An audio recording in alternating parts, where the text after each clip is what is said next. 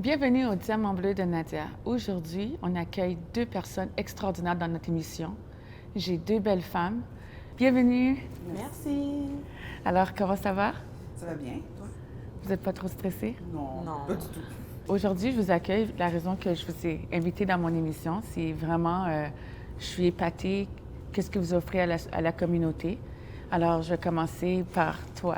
Par moi. Par toi, Jennifer. Okay. Donc, Jennifer Burnham, criminologue. Je suis effectivement, comme tu dis, maman de 3 enfants, 3 filles de 7, 5 et 4 ans.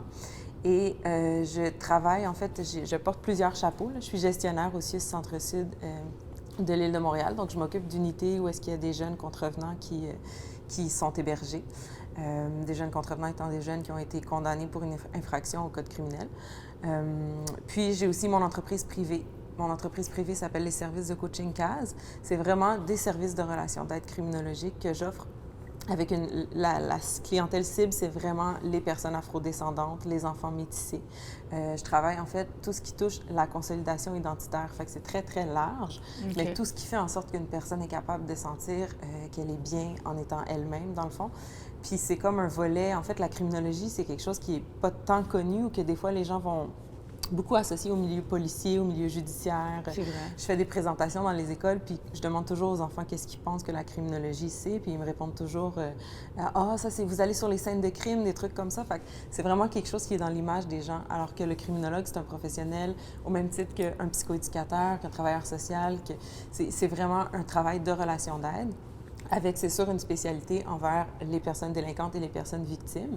Fait que, bref, tout ça pour dire que ma pratique privée vise la consolidation identitaire parce que c'est une façon de faire de la prévention de la criminologie et de la victimisation parce que quand on a une bonne consolidation identitaire, quand on sait qui on est et où on s'en va, bien, on a moins de chances de se retrouver dans des situations où est-ce qu'on est marginalisé, où est-ce qu'on est plutôt seul, ou dans des situations où est-ce qu'on va être témoin de violence, ou encore de tomber dans un mode de vie où est-ce qu'on a des opportunités délinquantes plus fréquentes.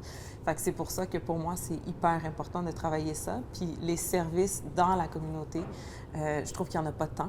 Souvent, on est obligé d'aller consulter ailleurs. On entend beaucoup de gens qui disent bien, je vais consulter, mais la personne ne connaît pas ma réalité, etc. Donc, ils vont avoir tendance à laisser tomber ou à changer de thérapeute ou de personne qui les aide. Fait que c'est pour ça que moi, vraiment, je cible ma communauté, la communauté afrodescendante et beaucoup les enfants métissés aussi parce que étant métissée moi-même, je suis comme consciente des particularités que ça a des fois là, au niveau de l'identité, qu'on ne sait pas trop sur quel pied danser. Ah, tu es métissée? Oui. C'est quelle nationalité, c'est pas toi? Barbade et Québec. Ah, c'est bien. Mon père vient de la Barbade, ma mère vient du Québec. Puis c'est le fun de voir qu'en tant que jeune femme métisse et tout, tu peux relier à les autres personnes qui se connaissent pas. Mm-hmm. Et toi, ma belle Manuela? Alors moi, je suis psychoéducatrice. Je travaille pour moi-même. Alors j'ai lancé ma propre entreprise, Manuela Conférencière. Je fais des conférences, des ateliers en santé mentale et santé émotionnelle. Et j'ai lancé aussi préalablement ma clinique d'intervention mobile. C'est des interventions dans les écoles et dans les garderies. Alors les gens de mon équipe vont soutenir le développement des enfants. La psychoéducation, même si c'est un petit peu mieux connu, je pense, peut-être même pas, que la criminologie, souvent les gens, ils ne comprennent pas exactement c'est quoi le travail d'un psychoéducateur. Ils ont l'impression que c'est juste pour les enfants. Alors que la psychoéducation, c'est de travailler l'adaptation. Il y a l'environnement, il y a une personne, puis on veut que ça s'emboîte les deux ensemble. Okay. Ce qui fait que moi, j'ai déjà travaillé avec des enfants de 4 ans, mais j'ai aussi déjà travaillé avec des personnes âgées qui devaient accepter le fait qu'ils étaient rendus au moment de laisser leur logement, où est-ce qu'ils vivaient depuis 30 ans.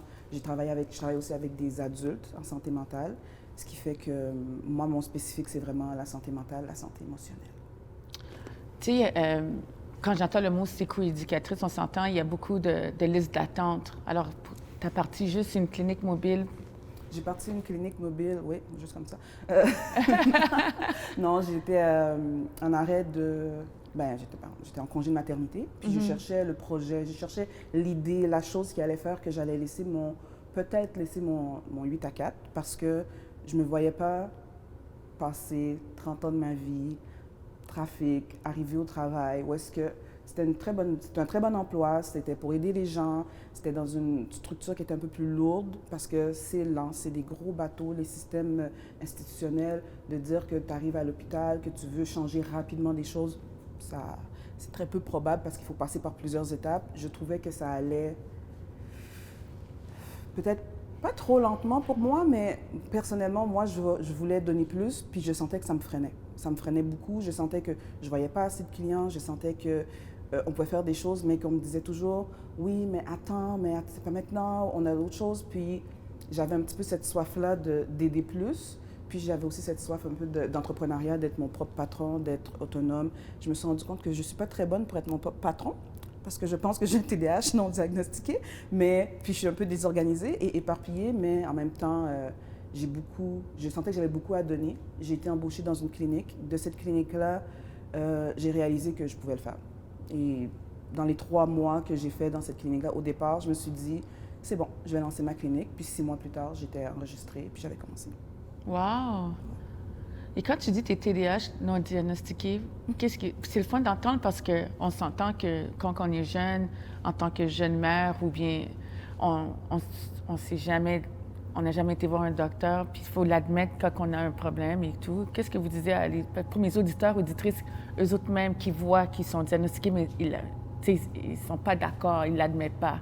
Que tu les conseilles? Parce que regarde, tu viens de dire quelque chose de très bien. On est un peu éparpillé, on fait un peu de TDAH, on ne s'accepte pas et tout. Bien, moi, c'est vraiment sur le tard que je me suis dit, mais peut-être que j'ai ça parce que mes difficultés revenaient. C'est toujours j'ai toujours les mêmes genres de difficultés depuis que je suis jeune. C'est dans l'organisation, c'est dans la surcharge, c'est dans vouloir aller trop vite. C'est vrai. Mais d'un autre côté, il y a beaucoup de choses que j'ai de la facilité, ce qui fait que ça a beaucoup compensé. Même dans mes études, j'ai procrastiné là, jusqu'à la dernière seconde de mon dernier travail de maîtrise. Je sais que je n'avais pas la discipline ou la structure, et c'est vraiment en construisant quelque chose que je me suis dit, mais là, ça ne marche pas. Là, il faut que quelqu'un m'aide à me replacer.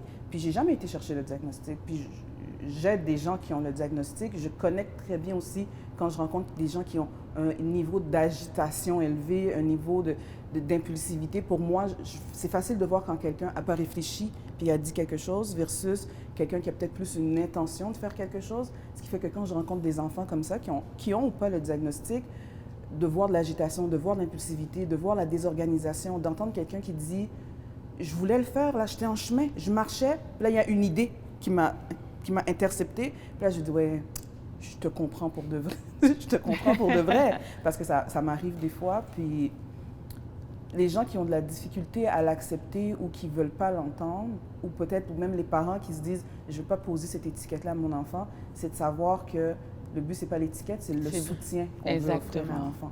Puis on est dans des systèmes, puis ces systèmes-là, sans diagnostic, des fois, on ne peut pas avoir le niveau de soutien nécessaire. Puis c'est ça qui est dommage. Mais il y a 2 choses, hein. Je pense, tu sais, il y a le non diagnostiqué parce que le parent refuse mais que c'est problématique pour l'enfant puis que ça a des impacts vraiment plus grands, mettons, sur son cheminement scolaire, sur son avenir, sur ses comportements à l'école, les suspensions, etc. Puis il y a les non-diagnostiqués, un peu comme Manuel a dit, qui sont capables d'être fonctionnels, qui s'adaptent, qu'ils vont être assis en classe, ils ne vont pas déranger, ils vont avoir des bonnes notes quand même parce qu'ils vont comprendre rapidement qu'est-ce que le prof explique. Fait que les gens vont comme laisser de côté, ça va passer. Puis c'est juste peut-être dans l'organisation, dans des petites choses qu'ils vont dire « ah, ça c'est compliqué, c'est toujours compliqué pour moi ». Puis c'est rendu à l'âge adulte qu'ils vont s'en rendre compte. Puis, tu sais, en même temps, il faut faire attention parce que je pense qu'il y a 2 choses. Tu sais, il y a les parents qui vont refuser d'aller voir un médecin pour qu'il y ait un diagnostic qui soit posé sur leurs enfants parce que, comme Manuela disait, ils vont être contre la médication, ils vont être contre les traitements, ils ne veulent pas que leur enfant ait une étiquette. Mais ces enfants-là vont avoir des difficultés. Ça va ressortir beaucoup à l'école, par exemple. Puis ça va avoir vraiment un impact dès leur jeune âge. Puis il y en a d'autres que, comme Manuel a dit, ils vont s'en rendre compte plutôt vers l'âge adulte parce que ils vont être fonctionnels à l'école. Ça va être des enfants qui vont être capables de rester assis dans la classe, mais qui vont partir dans leurs pensées. Mais ça va être des enfants aussi qui vont comprendre rapidement quand le professeur explique quelque chose. Donc, on ne va pas voir d'impact sur leurs notes ni sur leur comportement. Fait que c'est ces enfants-là qui, comme Manuela, vont grandir, puis à un moment donné, rendus à l'université, vont faire comme « wow, il y a quelque chose dans mon organisation, il y a quelque chose dans ma façon de penser, il y a quelque chose dans comment je suis ». Qui fait que j'ai peut-être un TDAH. Mais quand tu as fonctionné toute ta vie, bien, est-ce que c'est vraiment nécessaire à ce moment-là d'aller chercher le diagnostic, contrairement à un enfant? Fait que, c'est 2 contextes qui sont très différents, je pense, là, qu'il faut distinguer aussi. C'est fou, hein, comment on a plein de petits problèmes, puis qu'en tant que parent, on ne veut pas l'admettre qu'il faut qu'on aille chercher de l'aide, on reste caché.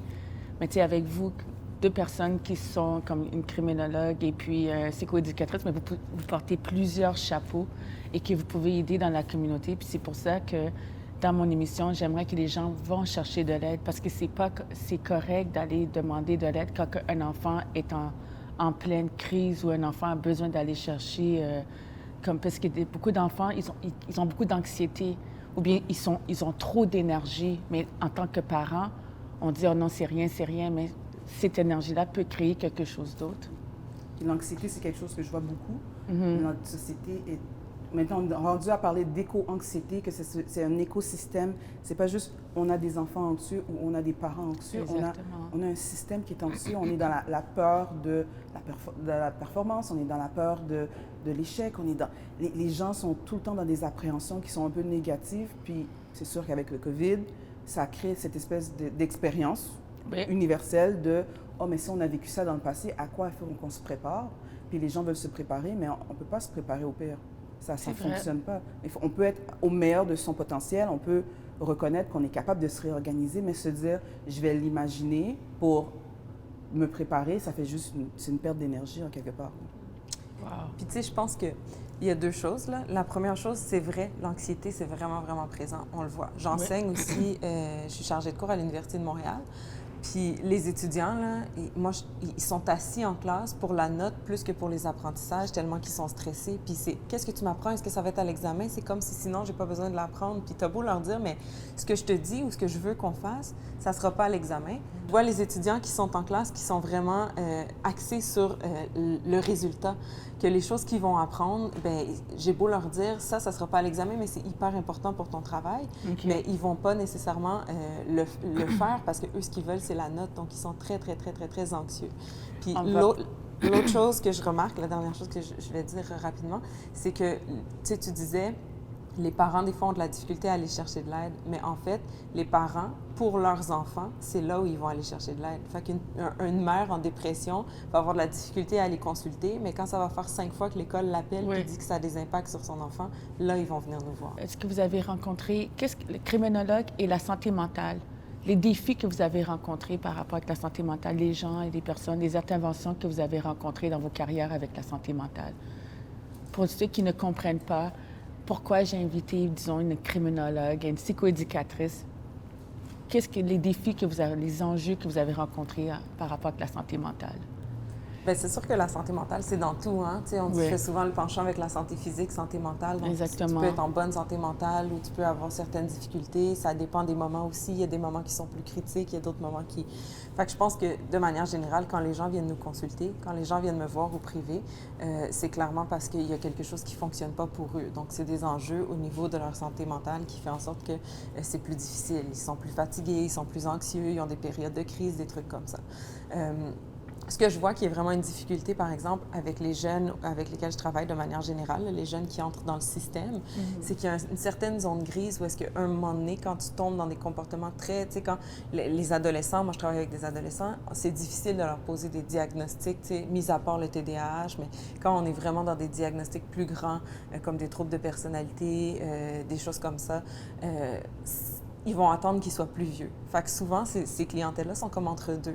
Okay. Nos services ne sont pas suffisants pour eux à cause des grandes difficultés qu'ils ont, mais en même temps, ils n'ont pas de diagnostic pour recevoir des services officiels. Fait qu'on danse un peu, on ne sait plus trop sur quel pied danser. Fait que ça, je pense que c'est un enjeu. Je pense que, tu sais, en tant que criminologue, de manière générale aussi, il y a l'enjeu de l'image de la population.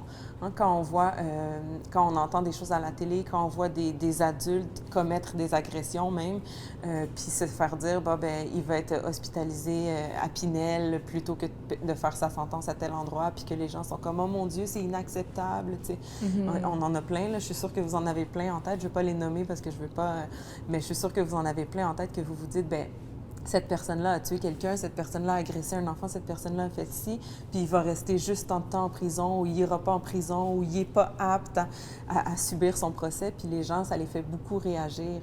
Mais il faut comprendre qu'il y a quand même des services qui sont offerts à ces personnes-là, puis qu'il y a quand même du travail qui sont faits, qui ne sont pas laissés au large comme ça, mais c'est cette pression-là là, qui est souvent difficile à...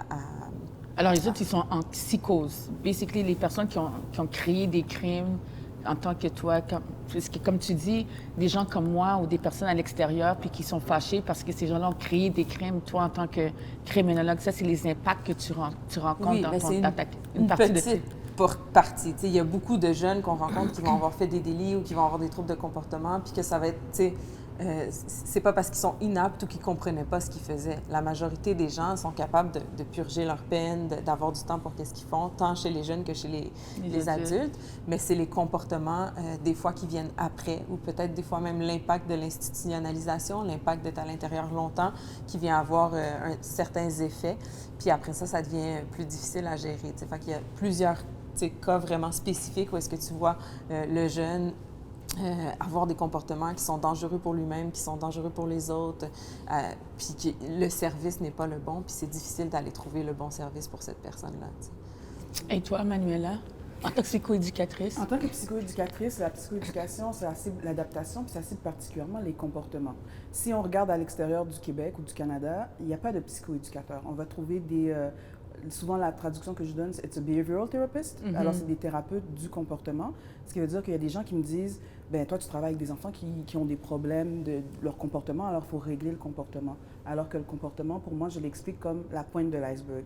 Quand on voit un iceberg, on sait qu'en dessous de l'eau, il y a beaucoup plus que ce qu'on voit, puis le comportement, c'est ce qui ressort. En dessous, il y a la santé mentale, il y a les difficultés, il y a les expériences, il y a comment les gens ont appris qu'il fallait gérer les situations. Ce qui fait que moi, ce que je rencontre, oui, je rencontre des enfants, des adultes aussi, qui ont des difficultés avec leur comportement, mais souvent, moi, je me ramène à qu'est-ce qui se passe en dessous, puis comment on modifie en dessous. Et c'est là que je rencontre stress, anxiété, burn-out. Je rencontre des enfants qui ont des diagnostics, il y en a qui n'en ont pas. Puis je veux faire vraiment bien la différence entre un problème de santé mentale puis avoir une bonne santé mentale. Exactement. Parce que souvent, les gens, quand ils entendent santé mentale, ils entendent maladie mentale. Oui. Une bonne santé mentale, c'est pour tout le monde. Exactement. Quand on dit bien-être, les gens disent oui, le bien-être mental, ça résonne mieux, mais c'est ça la santé mentale. C'est le bien-être dans sa tête. Puis la maladie mentale, c'est d'avoir suffisamment de critères assez longtemps qui viennent handicaper ou qui viennent rendre la personne non fonctionnelle dans son quotidien. Puis il y a des critères très précis pour se retrouver là. L'important pour moi, c'est pas est-ce que la personne elle a une maladie ou elle n'a pas de maladie, c'est quelles sont ses difficultés, quels sont ses défis, c'est quoi ses facteurs de risque, puis c'est quoi ses facteurs de protection, c'est quoi ses forces, c'est quoi ses capacités. Et j'utilise les forces et les capacités de la personne et de son environnement. Ce qui veut dire que si cette personne-là est bien entourée, si cette personne-là, il y a des gens autour d'elle qui peuvent consolider les comportements et le bien-être, bien là, je vais emmener cette personne-là avec son environnement, l'environnement peut être une école, peut être une famille, peut être un voisin, à accompagner cette personne-là à aller mieux. Moi, je me suis spécialisée par rapport à stress, anxiété, puis la santé mentale, particulièrement parce que j'aime ça, et j'ai commencé avec des personnes qui avaient des diagnostics à l'Institut universitaire de santé de Montréal, ce qui veut dire que moi, j'ai travaillé avec des gens qui avaient des troubles psychotiques persistants. J'ai été dans des unités où est-ce que les gens, ils étaient enfermés, où ils habitaient là pendant une durée qui pouvait aller de 2 à 5 ans pour les aider à comprendre leur diagnostic, etc., pour me rendre compte que finalement, que les gens, ils aient un diagnostic ou pas, les gens ont des défis, ils ont des difficultés. Je les accompagne dans où est-ce qu'ils sont rendus pour que ça aille mieux. Mais aller mieux, c'est aller mieux dans sa tête aussi. Mais tu sais, surtout dans la communauté, quand on dit santé mentale, tu as bien spécifié, mais tout le monde pense que santé mentale équivaut à une fou, maladie. Puis ils ne veulent pas aller chercher de l'aide. Pour les gens qui ne veulent pas aller chercher, qu'est-ce que tu les conseilles? Qu'est-ce que vous les conseillez en tant que criminologue et en tant que psychoéducatrice? En fait, ce qui me vient en tête quand tu dis ça, c'est qu'il faut aussi, tu sais, je suis criminologue, Manuela est psychoéducatrice, il y a des psychologues, il y a des listes d'attente. Il y a des grosses listes d'attente. Mais en fait, ce qu'il faut, c'est briser les tabous. Point. Parce que peut-être que tu ne viendras pas voir moi ou Manuela, mais peut-être que juste d'en parler à quelqu'un va déjà enlever un poids de ton épaule. Puis peut-être que la situation va se régler si cette personne-là te réfère à quelqu'un d'autre. Puis tu sais, il y a beaucoup de gens que peut-être que ça va être une personne à l'église, un pasteur. Tu sais, dans la communauté, on a beaucoup ça. On va prier là-dessus, ça va partir. Ouais. Si tu as un gros problème, ça va pas partir, mais ça peut aider. Puis c'est vrai qu'il y a plein de choses qui aident les gens. Mais pour ça, il faut en parler. Donc, que ce soit d'en parler à un ami, que ce soit d'en parler à quelqu'un dans la communauté, que ce soit d'en parler à la cousine de l'autre parce que tu sais qu'elle, elle a des ressources peut-être pour telle affaire. Peu importe la personne à qui t'en parle. Puis oui, il y a des criminologues, il y a des psychoéducateurs, il y a des psychologues, il y a des travailleurs sociaux. Il y a aussi, par contre, des éducateurs spécialisés. On peut utiliser, tu sais, les gens ont beaucoup peur aussi d'utiliser l'aide dans les écoles parce qu'ils ont peur qu'après ça l'amène justement à des diagnostics ou des fois on a peur aussi, ah, mais si on va dire telle chose, il va y avoir des dénonciations, des PJ, ils vont m'enlever mes enfants. Surtout ça. Fait que c'est des choses qui font peur, mais c'est pour ça que c'est important de briser les tabous, d'éduquer les gens pour qu'après, ils puissent aller chercher la ressource qu'ils ont besoin. Parce que c'est pas tout le monde, même quand ça va moins bien ou même quand tu passes à travers une épreuve, c'est pas tout le monde qui va avoir besoin d'aller faire une thérapie pendant 3 ans avec un psychologue. C'est pour ça qu'il faut vraiment bien faire connaître tous les services qui s'offrent pour que la personne puisse trouver le bon service pour elle. Et toi, Manuela? Moi, de mon côté, ce qui me revient, c'est le mot peur. La peur, c'est une émotion qui est tellement forte, qui est tellement importante, puis qui est là pour nous protéger. Si j'ai peur d'aller te parler de quelque chose qui ne va pas bien, c'est parce que, pour moi, je considère que cette peur-là, elle est légitime, mais cette peur-là, je pense qu'elle est apprise. Malheureusement, dans nos communautés, on nous a... À cause de l'histoire, à cause de plein de choses, il y a une partie où est-ce que si tu fais certaines choses, tu vas te mettre toi-même dans une situation de vulnérabilité et tu n'as pas le droit d'être vulnérable en tant qu'une personne noire, en tant que personne de couleur, en tant que femme ou dans un certain contexte, ce qui fait que bien, moi, je pense que si je fais ça, ça va me donner plus de problèmes. Laisse-moi garder mon problème et peut-être qu'il va disparaître. Puis il y a aussi l'idée de, mais ce problème-là, ce n'est pas un problème réel ou légitime. J'ai un toit, j'ai une famille, je mange, il y a la nourriture dans mon frigo. C'est quoi cette histoire de ne pas aller bien dans mon mental? Il y a des gens qui invalident ce qu'ils ressentent. C'est vrai. Et là, ils se disent, si je ressens ça, puis que pour moi, moi-même, je m'invalide, moi-même, je me juge, ça va être dur de dire, ben j'ai besoin d'aide là-dessus parce que pour moi, c'est pas supposé m'arriver et c'est peut-être moi qui ai un défaut de fabrique.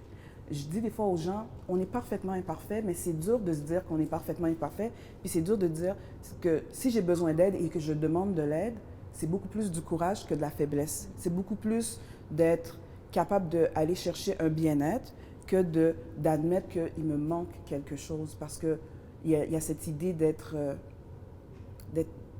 défectueux pour de vrai. Il y a cette idée, des fois, les gens ont de « je ne peux pas me montrer défectueux après ce que mes parents ont fait pour moi, après ce que tous les efforts que moi, je devrais être bien. Puis si je ne suis pas bien, ben c'est moi qui devrais juste fix it myself. » Alors qu'il y a toute une compréhension, il y a tout un monde où est-ce que les gens, ils ignorent plein de choses parce que c'est pas parlé, parce que c'est pas discuté.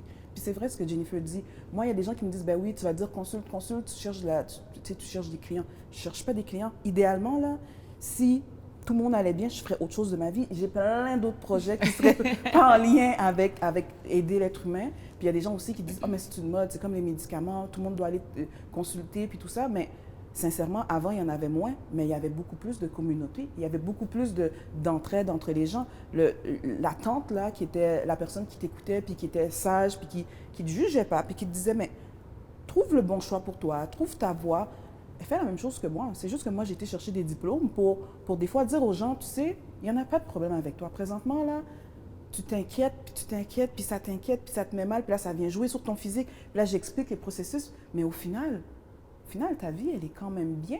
Puis des fois, je leur dis, le défi que tu as, peut-être que tu n'as jamais su qu'il existait, puis là, je leur montre une autre facette, puis ils me disent, « oh, j'avais jamais pensé comme ça. » Je me sentais coupable, j'avais honte, je voulais pas te déranger, j'ai peur du jugement. C'est des choses que j'entends tout le temps. Ce qui fait que si j'ai quelqu'un devant moi qui se dit « moi, je ne vais jamais consulter », je vais lui dire « mais est-ce que tu vas bien? Si tu me dis que tu vas bien, tu ne vas jamais consulter, parfait. Si tu me dis « ça ne va pas bien », trouve comment aller bien. Mais on est des fois en survie dans nos communautés. On est en survie, on est dans les « j'ai besoin de valider mes besoins de base ». On a eu des ancêtres qui ont eu à faire ça, à seulement gérer leurs besoins de base, puis ça occupait tout leur temps et toute leur vie. Moi, je suis née au Québec. Moi, j'ai toujours eu un toit. J'ai toujours eu à manger dans mon frigo. J'ai jamais eu peur de manquer d'électricité. Mais nous, nos ancêtres, c'était pas la même chose. C'est peut-être pas la même réalité. C'était pas la même réalité que nous. Alors, on s'entend que leur réalité et notre réalité, c'est deux choses différentes. Oui. Alors, on peut imaginer une grand-mère qui dit « mais pourquoi tu te plains? Tu as tout ce qu'il faut. » On peut imaginer une grand-mère qui dit « mais pourquoi tu te plains? Tu as tout ce qu'il faut. » Pour elle, tu as tous les besoins qu'elle, elle avait besoin pour se sentir bien dans sa tête. Exactement. Mais nous, on est un peu plus, des fois, un peu plus haut dans la pyramide de Maslow. Puis on cherche des fois à faire des choses qui sont plus dans la réalisation de soi, dans le sentiment d'appartenance. Puis c'est là que je trouve que quand j'ai rencontré Jennifer, Vas-y. quand j'ai rencontré Jennifer, je trouvais ça super intéressant qu'elle aille travailler les gens au niveau de leur identité parce que des fois, c'est difficile de se sentir appartenir à quelque part parce que, ben, tu es cette culture-là, mais tu es née au Québec. Fait que, oui, tu es québécoise, mais tu sais, tu viens d'où? Moi, je sais que quand je m'en vais en Haïti, là, les gens, je suis pas haïtienne, là. C'est écrit Oui. dans mon... J'ai pas parlé, là, puis les gens sont comme, ah! C'est québécoise, là. On me dit New York ou bien Montréal? C'est ça qu'on me demande comme question. C'est vrai. Puis des fois, je suis avec des personnes qui sont un petit peu plus, on va dire, québécois de souche. Ils Oui. disent, toi, tu viens d'où? Puis je dis, bah, Sainte-Justine, là, je suis née à Montréal. Là. Puis là, ils sont comme, ouais, mais là, tu viens d'où? Puis là, tu te dis, mais moi, j'ai pas eu des difficultés, je m'intègre facilement. Mais il y a des gens que juste ça, ne pas jamais se sentir à leur place, ça va jouer sur leur bien-être mental. C'est vrai. Ah, Puis- vas-y. Non, mais elle explique bien exactement ce que je fais. Puis c'est pour ça que je suis avec les communautés afrodescendantes, puis avec les enfants métissés. C'est le entre-deux. Hein. Papa d'une nationalité, maman d'une autre nationalité. Moi, je suis où entre les deux? L'immigrante, tu sais, comme elle parlait tantôt de la grand-mère, fait que mes parents qui ont grandi dans un autre pays ou mes grands-parents qui mettent des attentes sur moi, puis la communauté dans laquelle je vis qui amène des choses, puis tu as envie de prendre un peu des deux, mais là, si je prends ça, est-ce qu'à la maison, on va me dire, ben là, yo, t'es mon enfant, tu fais ça se peut pas? Exactement. Tu sais, fait que c'est ce entre-deux-là qui peut avoir encore plus d'impact, là, si on veut. Puis moi, de mon côté, je ne ciblais pas particulièrement les afro-descendants, mais ils sont juste venus à moi. À un moment, quelqu'un m'a dit « Ah oui, je t'ai trouvé sur une liste pour thérapeute noir. » Ah, je suis sur une liste de thérapeutes noirs. D'accord, ça me fait plaisir. Et de voir que des fois, les codes culturels, de voir une rencontre familiale, puis le père a clairement toisé la mère. On sait ce que ça veut dire. C'est pas juste « Ah, il y avait quelque chose dans son œil. » Il l'a regardé comme si ce que tu dis là, c'est un mensonge. Puis moi, je soulève, je dis là, il y a quelqu'un qui n'est pas d'accord ici. Il ne l'a pas dit avec des mots, mais il l'a dit avec son non-verbal. Papa, qu'est-ce qui se passe? Vous n'êtes pas d'accord avec ce que maman est en train de dire? Puis le père, puis là, les gens sont un peu surpris parce que avec l'intervenant caucasien, où est-ce que ça aurait passé, on aurait manqué une partie du message. C'est vrai. Vous avez Puis tout. moi, ça me fait plaisir quand les gens ils veulent que je les soutienne parce que je les ressemble finalement. Oh, je suis, pour de vrai, vous avez répondu à toutes mes attentes et puis j'espère que mes auditeurs et auditrices ont pris beaucoup de notes parce que vraiment, moi, j'en ai appris beaucoup et je suis sûre qu'avec mes auditeurs et auditrices, ils en ont appris autant que moi. J'aimerais savoir si les gens essaient de vous rejoindre dans les réseaux sociaux, est-ce que vous avez quelque chose à partager avec le public et tout? Vas-y. On commence par toi. On commence Parce que par déjà, moi. il y a des Alors- grosses listes d'attente. Hein? Alors, eux autres, ils veulent plus. Alors, pour les gens à la maison, si vous voulez me rejoindre, si vous voulez des services, malheureusement, ma liste d'attente, elle est très, très longue présentement, mais j'offre des conférences, des ateliers dans les écoles, dans les entreprises, dans les organismes. Alors, sur mon site Internet ou sur Instagram, Manuela Rigaud Théodore. Et moi, de mon côté, si vous voulez me rejoindre, c'est sur Instagram, Cas Coaching. Je suis présente sur les autres plateformes aussi, mais c'est vraiment plus Instagram qui roule, puis que je réponds et que je publie davantage. Mes suivis individuels sont complets aussi. Par contre, j'ai des groupes d'ateliers pour enfants à différents moments dans l'année qui peuvent être intéressants aussi si jamais il n'y a pas d'autres services. J'offre aussi des conférences, des ateliers dans les écoles. Donc, voilà. Je voudrais aussi qu'on partage notre projet qui s'en vient. Oui. On a un projet, bon, on ne va pas vous le dire exactement. On va lancer... Allez-y. C'est vrai. Alors, on va annoncer officiellement quel projet on va lancer cet automne, mais on va l'annoncer officiellement au Salon international de la femme noire. Oui, en août, cet été. Alors, on vous invite à venir nous voir, nous deux, ensemble. On s'est alliés pour faire un projet qui, je pense, va aider les gens à mieux comprendre beaucoup de choses parce que nous-mêmes, on est en train d'apprendre au travers de ce projet-là. On garde le mystère. On a vraiment hâte, par exemple, de vous le dire. Là, ça nous brûle les lèvres. Fait que venez nous voir au Salon international de la femme noire. Alors, merci beaucoup. Ça m'a fait plaisir. Le Diamant bleu de Nadia vous a accueilli ici dans ma demeure, qui pour moi, c'est mon safe place chez moi. Et merci beaucoup pour votre partage. Pour de vrai, c'était incroyable. Puis ça m'a ouvert beaucoup. Ça a répondu à plusieurs de mes questions. Et je suis sûre que mes auditeurs, ça a répondu beaucoup à leurs questions. J'aimerais remercier mes commanditaires, à tous ceux qui ont cru en moi.